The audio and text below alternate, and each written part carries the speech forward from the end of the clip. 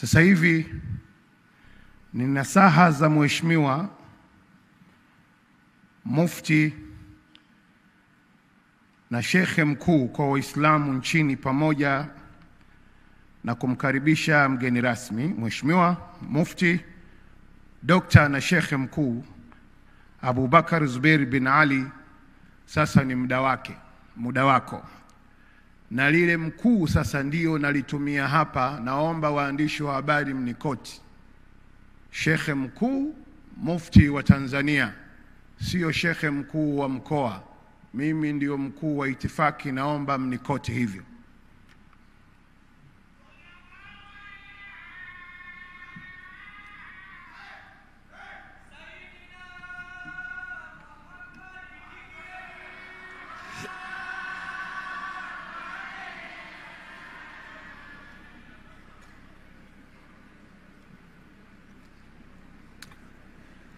بسم الله الرحمن الرحيم.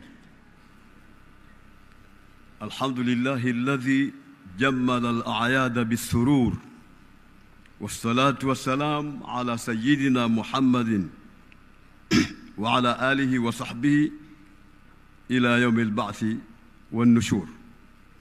أما بعد، Mheshimiwa mgeni wetu rasmi Dr.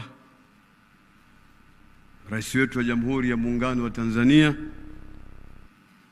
Mama Samia Suluhu Hassan, Mheshimiwa Rais mstaafu wa awamu ya 4 kaka yangu Jakaya Mrisho Kikwete, Mheshimiwa Naibu Spika Bunge mzee wetu Mzee Zungu, Mheshimiwa Jaji Mkuu Profesa Ibrahim Juma, Mheshimiwa mawaziri wote mliohudhuria, maulama, mashekhe, mkuu wetu wa mkoa,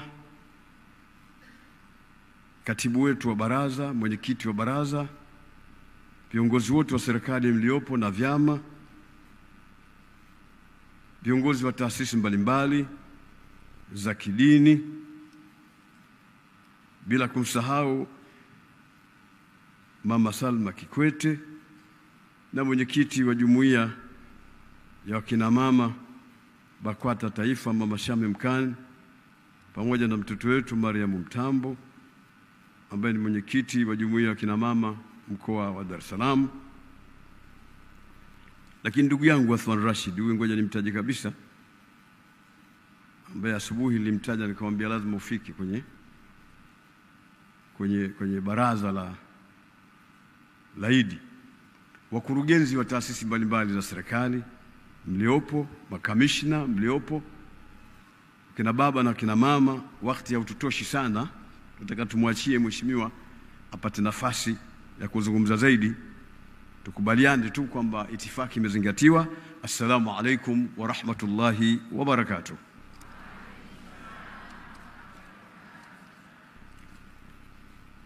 Mheshimiwa mgeni rasmi, na maneno machache muhimu. Jambo la kwanza ninaliashiria kwa Waislamu kwamba Waislamu tunaharibikiwa na hatuwezi kupata maendeleo katu abadan kwa utaratibu tulionao wa kukhtalifiana na tukaacha kupatana katika masuala ya maendeleo. Tusitarajie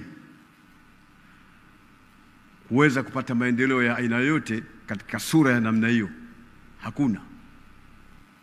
Na ndio maana leo ulimwenguni mashekhe na taasisi kubwa za Kiislamu zinafanya juhudi ya mikutano mbalimbali ambayo mimi mwenyewe nimehudhuria, kuzungumzia namna gani ya kupambana na ikhtilafu zilizopo ili kuwarudisha watu sehemu moja, waendelee kuwa na ikhtilafu lakini waendelee kuwa wamoja na lengo lao kuwa ni moja. Karibuni hivi nilikuwa Bahrain katika mkutano wa sampuli hiyo, na ulikuwa na maudhui yanayosema ummatun wahida wa masirun mushtarak, yani umma mmoja wa Kiislamu, lakini lengo liwe moja. Umma mmoja, kila mmoja ana mambo yake, ana namna anavyoona katika kuendesha mambo, ana madhhabi ambayo ameshikamana nayo, lakini lengo liwe moja. Mjadala ulikuwa mrefu na kila mmoja ameondoka na namna gani atafanya katika nchi yake. Wasia wangu kwa Waislamu kwamba ili tupate maendeleo katika Uislamu lazima tuache na tuzipuuze zile ikhtilafu zilizopo, kila mmoja aendelee hivyo anavyoona yeye, lakini lengo letu liwe ni Uislamu na maendeleo. Ili ni jambo la kwanza ambalo nalitupa kwa Waislamu waelewe. Katika mkutano tuliokuwa nao kule Bahrain, ulisimamiwa na Sheikhul Azhar wal Imamul Akbar Ahmad al-Tayyib, chini ya usimamizi wa mfalme wa Bahrain. Jambo jingine ambalo pia nalitupa kwa Waislamu ni lile ambalo limeguswa katika risala na likaguswa pia na waliotangulia kabla ya katibu mkuu, jambo la amani. Jambo la amani, hata mtu kama atakasirika kwamba tunasema sana, hatutaacha kuwa tunasema swala la amani, kwa sababu ni swala muhimu sana. Amani sio kitu cha kuchezea. Amani ni kitu ambacho kinahitaji kutunzwa. Na ikiwa nyinyi mwahisi kwamba mmejaliwa na Mungu mko katika amani, si mpaka muitunze. Kama hamuitunzi, amani itachafuka. Mara nyingi ilikuwa nikitoa mfano kwamba amani ni sawa na yai. Ukilishika ulishike kwa uangalifu mkubwa. Likikuponyoka likaanguka lile yai, litavunjika na huwezi kulizoa. Na ndivyo amani inapokuwa imeharibika, kuirudisha kwake ni taabu sana. Na mfano mzuri, wewe safirisha tu fikra zako, mawazo yako, angalia nchi ambazo zimechafukiwa ni amani, zimerudi ile amani. Na hata zile ambazo tayari sasa kumeanza kutulia, mnaona bado wako katika raha. Ndio maana Mwenyezi Mungu akawaamrisha Waislamu kwamba lazima mshukuru sana na muabudu Mungu kwa neema ya amani. Asema falyabudu rabb hadha albayt alladhi at'amahu min ju' wa amanahu min khawf. Anaambia Makureishi kwamba muabuduni Mungu wa nyumba hii Al-Kaaba, ambaye amekupeni amani na akakulisheni katika njaa. Watu wote wanapastahi mahala hapa, wanapaheshimu mahala hapa, hawezi wakaleta vita mahala hapa. Mshukuruni huyo Mungu aliyofanya hivyo. Ile ni mafunzo ya kwamba amani haitakiwi kuguswa. Sasa katika nchi yetu hatuwezi tukaachia tu hivi, mtu anajaribu kuleta viashiria vya kuweza kuharibu amani, alafu sisi wenyewe hatuna neno, tumwangalia tu kawaida tu kwamba hivyo ndio sawa sawa. Au maneno yasiyokuwa ya fikra, maneno ya mtu juhala, anayeweza mtu kusema kwamba wacha kinuke. Sasa kishanuke ni maana yake nini? Kishanuke ndio utakaa wewe katika nchi, atakaa shangazi yako katika nchi, atakaa babio katika nchi, patakalika tena mahala hapo. Hilo la kwanza. Lakini la pili la kufikiri ambalo Mungu ametuambia katika Qur'an, ametuambia kila mara, akituambia anataka tuzitumie vizuri zile akili zetu. Anasema afala ta'qilun, je, hamtumii akili zenu nyinyi katika kufikiri mambo? Afala tatafakkarun, hamfikiri vizuri mkaingia ndani katika kufikiri? Katika jambo lolote ukitaka kulifanya ni sharti ufikiri vizuri.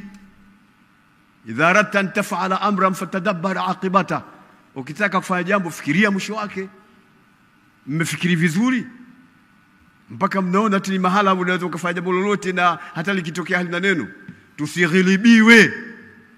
Tusighilibiwe Waislamu, na tusighilibiwe hata Watanzania wote, tusighilibiwe. Lazima tufikiri, mtu tumuassess yule mtu kwamba anatuambia nini itatokea, faida yake ni ipi, tutakuwa katika hali gani baada ya kumfuata mtu huyo. Haya ndio mambo yanatakiwa watu watazame, na ndio Uislamu umetufundisha vitu vya namna hiyo. Nitaka kidogo nipasemee hapa, nitupe maneno haya kwa Waislamu na Watanzania ili tuelewe kwamba Mwenyezi Mungu ametujalia neema ya amani katika nchi, lakini lazima tuelewe tumezungukwa, alafu tuko center. Wenzetu waliotuzunguka wana amani? wengi wao hawana amani. Wanakimbilia wapi? Tanzania. Ikichafuka Tanzania, twenda wapi? Jalla jalalu. Lazima tuangalie. Haya ni mambo muhimu sana. Hatakiwi kufatafata tu. Mtume sallallahu alayhi wasallam amekataza, akasema wala, anawaambia sahaba mmoja, wala takun imaa, usiwe ngomaiko. Yani usiwe mtu ambaye likitokea jambo fulani mimi niko pamoja na fulani, ana maa fulani, ana maa fulani. Hapana. Wewe mwenyewe utumie fikra zako katika kuona namna gani unaweza ukasababisha machafuko katika nchi. Wa mu'dhamu an-nari min mustasghari sharar, moto mkubwa asili yake cheche. Kamata maneno hayo. Moto mkubwa asili yake cheche. Kila unavyoiachia cheche kwamba haina neno, ni cheche tu ya moto, haina neno, baadaye kutatokea mlipuko mkubwa, haiwezekani kuuzima. Kwa hiyo tusikubali kabisa viashiria ambavyo vinaweza kutuharibia amani yetu katika nchi yetu nzuri ya Tanzania. Na tuko katika mwaka mbaya ambao wanaweza wakatokezea watu wakaharibu amani. Mimi sina mahali pa kukimbilia, na mimi na hakika na wewe huna mahali pa kukimbilia. Kwa hiyo ni juu yetu basi, kama ni hivyo, kuitunza amani. Hatuna muda wa kuizungumza sana, inahitaji masaa mawili hivi kuizungumza ili watu waelewe nini amani na Uislamu umesemaje juu ya amani. Mwaka huu ni mwaka ambao tunaendea uchaguzi mkuu. Uchaguzi mkuu itakuwa sisi wenyewe tuwe na akili kuwachagua viongozi tunawataka, watakao tufaa.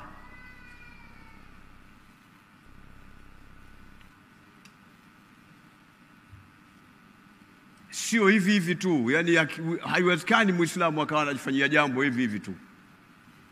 Hata Mungu anaumba lakini bado anachagua. Wa rabbuka yakhluqu ma yasha'u wa yakhtar. Mwenyezi Mungu anaumba atakacho lakini pia anachagua. Kwa hiyo sisi lazima tuchague kitu kilichokuwa bora. Vitu viwili vikiwekwa, hiki bora, hiki si bora, unachotakiwa wewe ni kuitumia akili kuchagua bora. Khalas. Hata Mwenyezi Mungu alipokuwa anaeleza dunia na akhera, ameweka vitu viwili. Kaweka akhera hapa, akaweka dunia kushoto. Akasema kumwambia mtume, na msemo ule na tuenea sisi sote, akasema walal akhiratu khairul laka min alula, akhera ni bora kwako wewe Muhammad kuliko ulimwengu. Afu akamwachia, utajua wewe mwenyewe ni kitu gani cha kuchagua, lakini mimi kama Mungu nakwambia akhera bora kuliko ulimwengu. Sasa kama utachagua wewe mwenyewe ulimwengu, si akili yako mbovu? Kama utajua akhera si ndio jambo lilokuwa la bora, hilo ndio kitu kilichokuwa bora. Sasa katika mwaka wa uchaguzi, viongozi tunatakiwa kuwachagua kuanzia ngazi zote, iwe diwani, iwe wabunge, iwe raisi. Angalia yule mtu ambaye unamuona atakufaa na atakayeweza kukusaidia. Sio kujishagulia tu, unacheka tu, unafuatafuata tu, mtu kakwambia unakubali tu. Uislamu hawi katika kitu cha namna hiyo.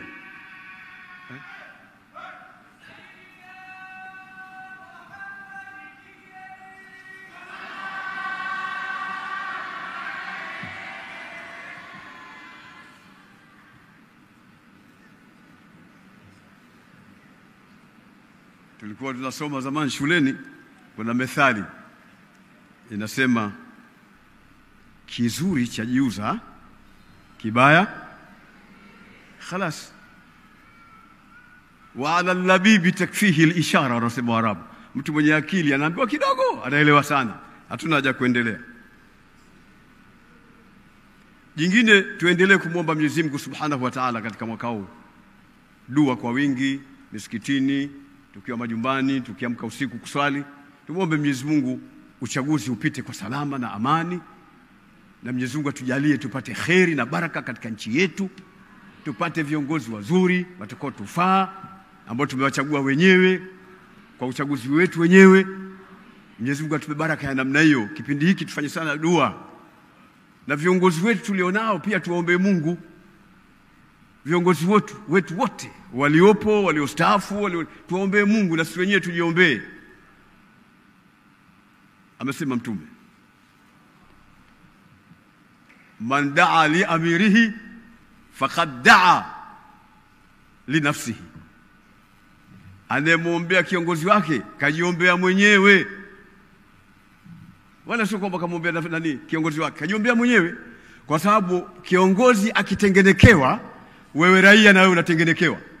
Kiongozi akiharibikiwa, nchi nzima itaharibika. Sasa kwa ajili ya kujinusuru wewe, unamuombea kiongozi wako ili na wewe pia upate kutengenekewa. Mheshimiwa Rais,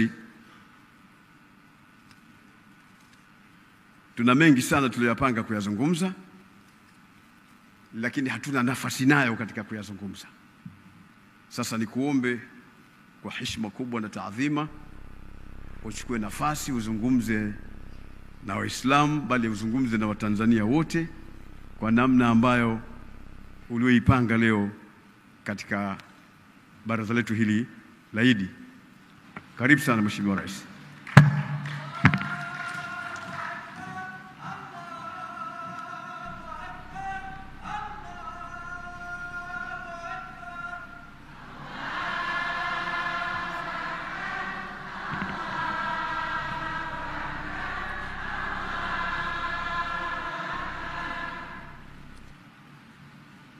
Asanteni waheshimiwa, tukae. Mheshimiwa Dr. Abubakar Zuberi bin Ali, Sheikh Mkuu na Mufti wa Tanzania, Mheshimiwa Rais mstaafu kaka yetu Jakaya Mrisho Kikwete na Mama Salma Kikwete, Mheshimiwa Jaji Mkuu wa Tanzania, Mheshimiwa Naibu Spika, Mheshimiwa Mwenyekiti wa Jumuiya ya Wanawake wa Kiislamu Taifa na mwenyekiti wa mkoa, ndugu wajumbe wa bodi ya wadhamini BAKWATA, ndugu wajumbe wa Baraza la Ulama, waheshimiwa mawaziri mliopo hapa, waheshimiwa mashekhe na viongozi wa BAKWATA, waheshimiwa viongozi wa dini wa madhehebu mbalimbali mlioko hapa, waheshimiwa mabalozi, na leo tuna mabalozi kutoka Uturuki, Indonesia, Sudan, Iran, lakini na mabalozi wetu wa Tanzania wanaotuwakilisha nje, Mheshimiwa Mkuu wa Mkoa wa Dar es Salaam ndugu yetu Sheikh Abubakar Albert Chalamila, viongozi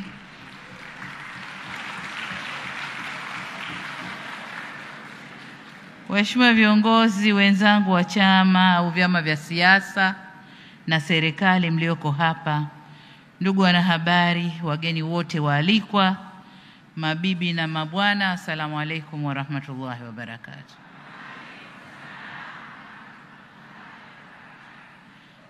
Waheshimiwa, kwanza mniruhusu nami niongeze sauti yangu kwenye kumshukuru Mwenyezi Mungu. Tujalia tumemaliza mfungo huu salama na leo tumekusanyika hapa kusherehekea Eid al-Fitri. Lakini kwa namna ya pekee ni mshukuru Mheshimiwa Sheikh Mkuu na Mufti wa Tanzania kwa mwaliko huu adhimu wa mimi kuja kuungana nanyi. Nashukuru sana. Lakini pia nimshukuru au niungane na Mufti kuwapongeza Waislamu wote nchini na duniani kwa kumaliza salama ibada ya swaumu kwa mwaka huu. Mwenyezi Mungu au Allah apokee funga zetu na ajalie ibada zetu zipate daraja la juu kabisa, na tujalie tuwe miongoni mwa waja waliopokelewa toba zao na kusamehewa madhambi yetu na kuepushwa na adhabu za kabri na moto. Ndugu zangu, mwaka huu Mwenyezi Mungu amejalia Watanzania Waislamu na Wakristo tumekwenda sambamba katika mifungo ya mwezi mtukufu wa Ramadhani, lakini pia Kwaresma. Kipindi hiki cha mfungo ni wakati ambao tumeona kukua kwa imani za kidini. Tumetunza nidhamu ya nafsi zetu, lakini pia tumepata hisia za hali wanaokuwa nao maskini wasio na chakula wala maji. Hali hiyo imetuelekeza wanadamu kujenga umoja na mshikamano katika kustawisha hali zetu. Tumeshuhudia watu wengi Waislamu na Wakristo wakitoa na kusambaza vyakula na sadaka mbalimbali kwa watu wasiojiweza, mayatima na wenye mahitaji mbalimbali. Tumeshuhudia watu wengi wakila futari kwa pamoja katika kila pembe ya nchi au nchi hii bila kuulizana dini zao. Hapa Dar es Salaam nina taarifa kwamba mahoteli yote makubwa ya mji huu yalifutarisha kwa kiasi kikubwa na mwezi mzima, na kulikuwa kumejaa tele. Futari hizo hazikuliwa na Waislamu peke yao, bali wote, Waislamu, Wakristo na hata wale ambao hawana imani ya dini.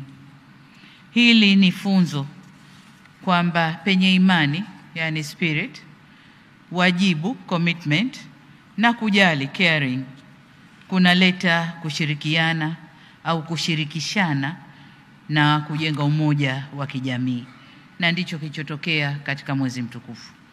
Wote tulikuwa wamoja, tukila pamoja, tukiomba, na yote ambayo tuliyafanya katika mwezi mtukufu.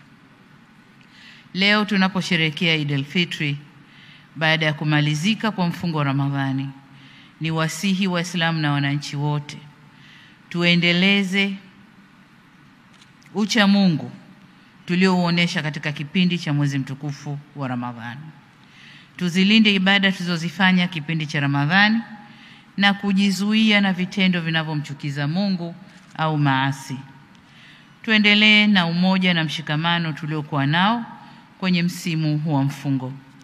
Udugu na mshikamano sio kwa kipindi cha mwezi mtukufu wa Ramadhani peke yake.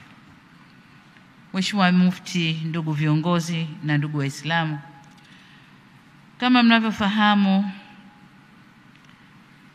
katika kipindi hiki cha awamu ya 6 tumefikisha mwaka wa 4 wa uongozi. Nichukue fursa hii kumshukuru Mungu kwa uhai na afya njema, shani na jaala zake kwa kuniwezesha kulitumikia taifa letu.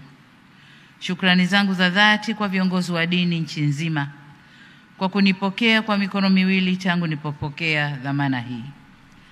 Asanteni sana kwa kuwa nami bega kwa bega kwa dua, maombi na sala, pamoja na ushauri niliokuwa nikiupata kwa kipindi chote hiki. Asanteni sana kwa salamu za pongezi na kunitia moyo kwa kazi tunazoendelea kuzifanya kwa maslahi mapana ya nchi yetu. Hakika kutokana na wingi wa dua na maombi, ilimpendeza Mwenyezi Mungu na imempendeza Mwenyezi Mungu kutufungulia milango ya kheri na baraka, kutujalia amani na utulivu nchini, hali iliyotujengea mazingira mazuri ya kutekeleza yote yaliyofanyika na kutunufaisha kiuchumi, kijamii na kisiasa. Katika uhalisia, mema na mafanikio tunayoyazungumzia leo yameletwa na yanalindwa na uwepo wa amani na utulivu ndani ya nchi yetu. Nchi yetu inatambulika kuwa na sifa ya kutunza amani na utulivu tangu tupate uhuru mwaka 1961 hadi sasa. Utulivu huu umetuwezesha kuwa na mpangilio mzuri wa kubadilishana uongozi wa nchi kupitia utamaduni wetu wa kisiasa, uchaguzi wa kila baada ya miaka 5.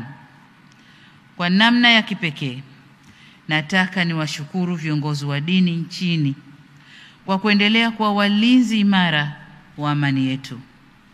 Nchi yetu imeendelea kuwa yenye umoja na mshikamano kwa sababu viongozi wetu wa dini wanajiepusha na mahubiri yenye uchochezi na kuleta mifarakano.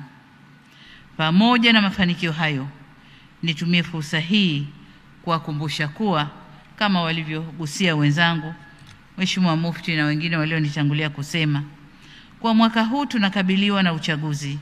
Hivyo nawasihi sana viongozi wetu wa dini tushikilie msimamo wa imani, udhibiti wa nafsi zetu na wajibu wetu katika kuikuza na kuitunza amani yetu nchini.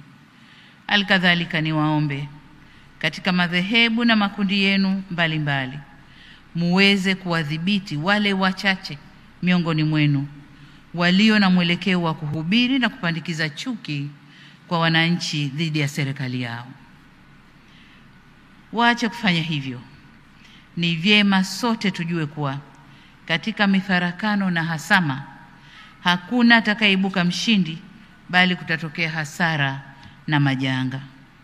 Waheshimiwa viongozi wa dini, jukumu la kusimamia amani nchini ni la serikali kupitia vyombo vya ulinzi na usalama, na kwa upande mwingine ni jukumu la wananchi wote wa Jamhuri ya Muungano wa Tanzania. Kwa kiasi kikubwa, ari na mori za wananchi huchochewa na maelekezo ya viongozi wao wa dini. Kwa msingi huo, nimewiwa kulitupa jukumu la ulinzi wa amani na utulivu wetu nchini mikononi mwenu, waheshimiwa viongozi wa dini. Serikali kwa upande wake tasimamia na kulinda misingi ya katiba ya kuheshimu uhuru wa raia na kuabudu na kuhubiri dini, ila kamwe hatutomvumilia yoyote atakayetumia haki hii kuchochea chuki na uhasama. Tumeapa kulinda haki na utu wa kila Mtanzania, hivyo hatutosita kufanya wajibu wetu bila woga. Waswahili husema, chelea mwana kulia basi hulia yeye. Kwa nasi hatuko tayari kulia sisi na tukamwacha mwana atovuke. Mwana yoyote atakayetovuka tashughulika naye ili kulinda wengi wasilie. Hatutafanya ajizi ya kutokushughulika na wavunjifu wa amani na wachochezi wa vurugu. Waheshimiwa viongozi wa dini, najua mnajiuliza kwa nini nimechukua muda kuweka mkazo kuhusu kulinda amani na mshikamano kwa Watanzania. Nimefanya hivi ili kutoa indhari kwa dini ibaki kwenye majukumu yake ya msingi ya kulea waumini kiroho na kimaadili kuendana na misingi ya dini zao. Ila kamwe viongozi wetu wa dini wasidandie ajenda au vishawishi vya kisiasa na kuweza kuvuruga nchi yetu. Badala yake, viriri au majukwaa ya ibada yatumike kwa ibada, yasitumike na wanasiasa kufanyia propaganda zao. Matarajio yetu ni kuwa majukwaa haya ya kidini yatafanya kazi ya kutuliza hali na kuleta amani pale wanasiasa watakapotibua utulivu ndani ya nchi yetu. Mheshimiwa Mufti na viongozi wa dini, nimepokea maoni yenu ya kusahihisha mapungufu yaliyojitokeza kwenye uchaguzi wa serikali za mitaa. Niwaahidi kuwa kama serikali tumejipanga uchaguzi huu kufanyika kwa njia ya haki, kwa kusimamia misingi yote ya kanuni, sheria na desturi zote za uchaguzi. Ile falsafa ya R4 itaendelea kuwa moja ya nyenzo zetu kuu katika uchaguzi mkuu unaotukabili. Nyote ni mashahidi wa maboresho na mageuzi makubwa tuliyokushafanya, kama vile kuruhusu mikutano ya kisiasa kuendelea nchini, inaendelea huko, bunge kufanya mabadiliko ya kisheria na kufuta sharti la mgombea kupita bila kupingwa, na sasa kila mgombea wa ubunge au diwani lazima apigiwe kura. Lakini vile vile tumeanzisha tume huru ya uchaguzi iliyokuwa ikidaiwa miaka yote, tayari tumeshaianzisha.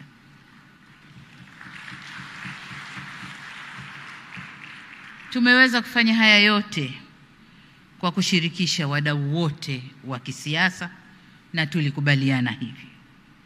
Vile vile kwa nyakati tofauti, Tume Huru ya Taifa ya Uchaguzi imekuwa ikiwahakikishia Watanzania utayari wao wa kusimamia haki. Nitoe wito kwa wadau wote wa kisiasa kuhakikisha wanatimiza wajibu wao kikamilifu.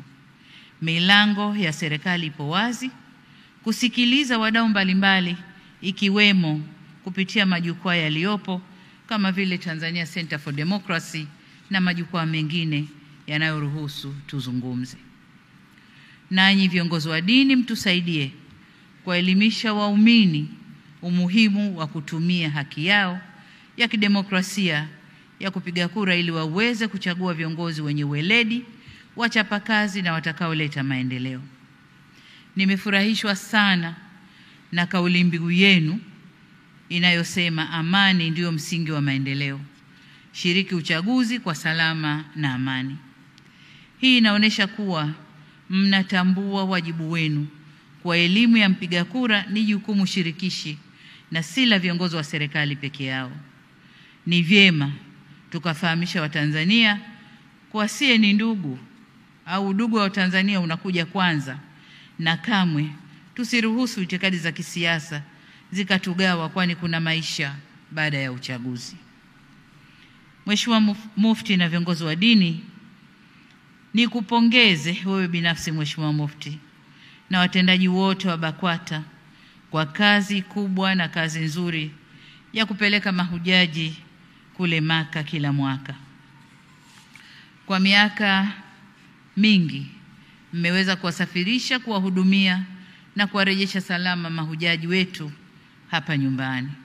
Niwatie moyo kwa muendelee kuimarisha huduma zenu ili zivutie watu wengi zaidi kwenda kufanya hija wakiambatana na BAKWATA, au BAKWATA kubakia kuwa taasisi pendwa kwa wale wanaotaka kwenda hija.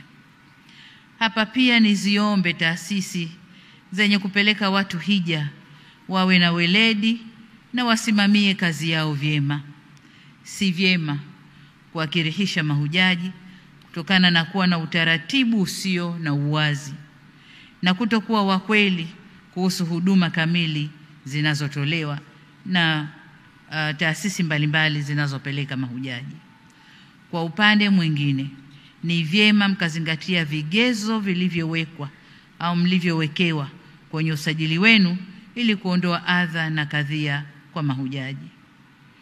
Kuhusu ombi lenu la kufunguliwa mfumo kwa wanaomba kwenda hija, niseme tumelipokea na tutalifanyia kazi. Ila hapa niwe muwazi kwa nyote, mnafahamu kuwa tarehe ya mwisho ya kuwasilisha maombi haya ilishapita takriban kitambo kidogo, lakini kwa sababu hatukutimiza yale tuliopangiwa tumeongezewa muda. Sasa hili la kuomba utaratibu wa kufunguliwa kila mwaka, hii ni hisani, kwa tusigeuze kuwa ndio haki yetu. Hapana, kwa sababu wengine, nchi zingine wanajitayarisha, hawaombi kuongezewa na kila kitu wanakifanya kwa muda muafaka. Kwa nadhani tujitizame upande wetu, tujirekebishe nasi tuweze kwenda kama wanavyokwenda wengine. Serikali ya Saudi Arabia imeweka utaratibu huu kwa kuwa na muda maalumu wa kujisajili ili waweze kumudu kuhudumia mahujaji wote kikamilifu. Hija ni ibada, ila pia ni sehemu ya biashara kwa ile serikali au nchi tunayokwenda. Hivyo ni lazima waweke mazingira rafiki na wezeshi ya kuhudumia watu wote. Wakipata idadi ya watu mapema kutoka kila nchi, wanapata kujiandaa vyema. Lakini tunapokwenda last minute, hawajalipa, nisubiri, mimi taasisi yangu bado sijatimiza, tunakuwa tunawakera wao, lakini wanatuona na sisi kwamba hatuna mpangilio mzuri. Niombe sana kuanzia mwakani tujipange vizuri. Kama nilivyosema, tujifunze kwa nchi nyingine ambazo zinafanya vizuri. Nafahamu hata mwaka jana tuliomba kufunguliwa, kwamba hatukumaliza last minute tukaomba kufunguliwa. Kwa hiyo sasa ile hisani tunayopata isiwe kawaida. Lakini kuhusu ombi lenu la kutumia ATCL kwenye safari yenu ya hija, nimepewa taarifa kwa ATCL imefanya maandalizi ya ndege Boeing 737-9 kwa ajili ya safari hizo na ipo kwenye hatua za kuomba vibali vya kufanya safari hizo kwa mamlaka husika nchini Saudi Arabia. ATCL wamenieleza kuwa wapo tayari kufanikisha safari hizo. Mheshimiwa Mufti na viongozi wa dini, serikali inatambua na kuthamini mchango wa nafasi ya dini katika kulea jamii na ustawi wake. Niwahakikishie kuwa tupo nanyi bega kwa bega katika kuhakikisha dini na nafasi yake katika kujenga uongofu kwa wananchi. Katika mwezi huu mtukufu wa Ramadhani, jitihada kubwa imefanyika ya kutoa elimu ya dini si tu kwa watoto bali hata wakubwa. Tumeona vikao vya elimu kupitia TV mbalimbali kwa nafuatilia TV Imani, Mahasim TV, Darsa TV, kule kwa Sheikh Walidi, lakini pia tumeona Busati la Mtoro kule kwa Sheikh Abbas. Vipindi mbalimbali, elimu mbalimbali ya dini, na hawa ni wachache tu niliowataja. Kwa hiyo kwa mwaka huu niseme, ndugu zangu viongozi wa dini, tumefanikiwa vizuri sana kukuza na kueneza elimu ya dini na kuwafanya watu. Lakini nilikuwa nafuatilia pia watu wanahojiwa. Kwa mfano jana walipovunja Busati la Mtoro, baada ya kuvunja lile busati watu wakawa wanahojiwa. Hasa katika mwaka ambao misikiti imejaa ni mwaka huu. Kwa hiyo huo ndio mwendo wa kwenda. Niombe sana viongozi wa dini tuendelee kutoa elimu ili watu basi wajue hadhi yao na wajue wajibu wao kwa dini yao. Elimu ya namna hii hujenga watu na uchamungu, watu wema wenye upendo, utulivu na subra. Hujenga hulka njema zinazopunguza uovu kwenye jamii. Kwa msingi huu, niwapongeze kwa jitihada zenu za kuwajengea uwezo walimu wa madrasa kwa kuwapa mafunzo maalum ya elimu ya dini na mbinu za kufundisha au kufundishia, ikiwa ni pamoja na elimu ya saikolojia ya malezi kama mlivyosema hapa. Niwaombe mhakikishe kuwa elimu hii inakuwa endelevu. Isiwe tu kipindi ikapita tukaendelea mambo kama kawaida, lakini elimu hii ya kuwafundisha hawa walimu wa madrasa, kuwafundisha saikolojia ya malezi na mengine, iwe elimu endelevu.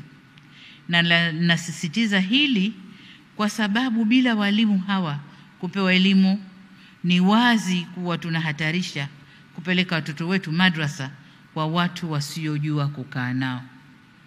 Na ndio zile kesi tunazosikia moja moja. Mwalimu wa madrasa kafanya, mwalimu wa madrasa kamshika, mwalimu wa madrasa hivyo. Sasa tukiwafundisha watajijua wao nani na wajibu wao.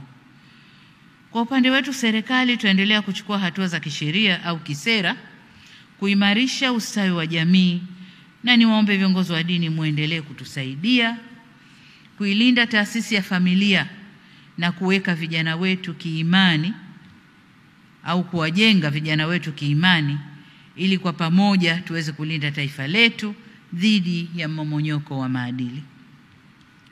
Kuhusu ombi lenu la kurasimisha masomo ya dini katika shule za awali na msingi, waziri wa elimu yuko hapa, waziri wa TAMISEMI yuko hapa. Na ombi hili lilishaletwa serikalini, lakini bado tunaendelea na mijadala huku tukiwashirikisha muda baada ya muda, tuone jinsi tunavyoweza kulifanyia kazi. Kwa hivyo niombe tusichoke tunapoitana kujadili hili, tuje tujadili na tuone jinsi tutakavyoweza kulifanikisha. Niwaombe pia tuwe na subira kwenye kulikamilisha hili, kwa sababu bado hatujamudu kukamilisha ikama ya walimu wa masomo yote. Bado kila tunavyoajiri walimu bado kwa hiyo kuna mambo ya kipaumbele, walimu wa sayansi, walimu wa nini, tukijua kwamba madrasa zetu huku zinafanya kazi ya kusomesha watoto wetu. Tutaendelea kutenga bajeti ya kuajiri walimu ili tuweze kufikia uwiano unaotakiwa wa walimu kwa wanafunzi, ili hili nalo tuweze kuliingiza. Ndugu zangu, ni wasihi tuendelee kushikamana katika kujenga nchi yetu Tanzania. Kamwe tusichoke kusahihishana na kusameheana pale tunapokwazana. Pia tuweke mkazo kwenye kufanya kazi kwa bidii na weledi ili nchi yetu iweze kujitegemea kiuchumi na kijamii. Tukiangalia kwenye Surat Al-Mulk aya ya 15, Allah Subhanahu wa Ta'ala anasema, yeye ndiye aliyefanya ardhi iwe nyepesi kwetu. Basi anatutaka tutembee katika pande zote na kuleta au tule riziki katika yale mambo aliyoyatengeneza, na kwake yeye ndiyo marejeo yetu. Aya hii inatufundisha kwamba wanadamu tunatakiwa kujitafutia riziki halali juu ya mgongo wa ardhi. Hivyo tusichoke kuitafuta riziki hii mpaka pale utakaporejea kwa Mwenyezi Mungu. Pia ibara 25 ya katiba yetu ya Jamhuri ya Muungano wa Tanzania inasema kazi pekee ndiyo huzaa utajiri wa mali katika jamii, na ndilo chimbuko la ustawi wa wananchi na kipimo cha utu. Na ndio maana awamu zote zilizoendesha serikali Tanzania wanakuja na slogan zenye neno kazi ndani yake. Kazi lazima ipo, kazi iendelee, hapa kazi tu, kazi ni utu, kazi ni nini. Lakini sasa hivi kupitia chama chetu tunakuja na slogan kazi na utu, tusonge mbele. Kwa hiyo kazi imesisitizwa kwenye dini, lakini pia huku kwetu kwenye serikali. Ninapohitimisha, Mheshimiwa Mufti, waheshimiwa mashekhe, Waislamu wenzangu na wageni waalikwa, niseme leo sio siku ya maneno mengi. Hapa pengine tulitoka kule msikitini, wengine hawakuwahi kurudi nyumbani, tumekimbilia huku tusichelewe. Lakini kule nyumbani kumeandaliwa vyema na kawa halijafunguliwa bado. Kwa hiyo tupate muda tukafungue makawa. Sasa nikisema hivyo nimalizie kwa kuwataka Waislamu na Watanzania wote kwa ujumla, au kuwatakia Waislamu na Watanzania wote kwa ujumla sikukuu njema Eid al-Fitr yenye fanaka na faraja tele. Tuisherehekee kwa amani na usalama, tujilinde na tujiepushe na vitendo viovu vya uvunjifu wa amani au vinavyohatarisha usalama wetu na wananchi wetu. Baada ya kusema hayo, niwashukuru sana kwa kunisikiliza. Wabillahi taufik. Jamhuri ya Muungano wa Tanzania. Assalamu alaikum wa rahmatullahi wa barakatuh. Asante sana Dr. Samia Suluhu Hassan, Rais wa Jamhuri ya Muungano wa Tanzania, kwa khutba.